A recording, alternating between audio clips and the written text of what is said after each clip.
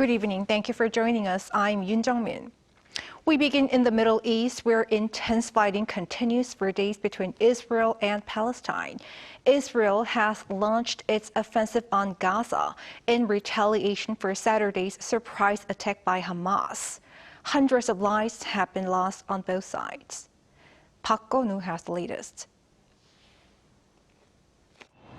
Since Saturday's surprise attack on Israel by the Palestinian militant group Hamas, there have been over 1,600 deaths on both sides. On Monday local time, the government press office of Israel announced that more than 800 people have died in the Hamas attacks, with over 2,600 injured. Meanwhile, Israeli airstrikes on the Gaza Strip, according to the Palestinian Health Ministry, have led to more than 600 deaths. Hamas has also taken about 150 people hostage and is holding them in the Gaza Strip. Among the casualties and hostages, there are also citizens of the United States, the United Kingdom, France, Germany, and Ukraine, among others. Following Hamas's attack on Saturday, the Security Cabinet of Israel has declared a total blockade of the Gaza Strip and announced a final retaliation. Dear Israeli citizens, we started, and I emphasize, we have only started to strike Hamas.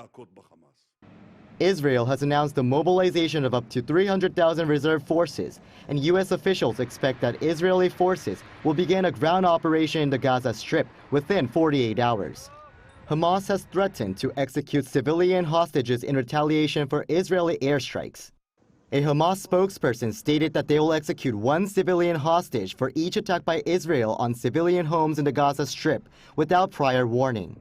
UN Secretary General Antonio Guterres strongly condemned Hamas's attacks on Israel while expressing concern about Israel's total blockade of the Gaza Strip.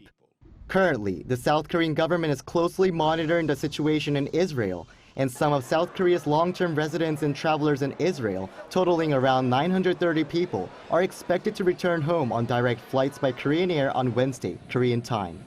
Kun-woo, Arirang News.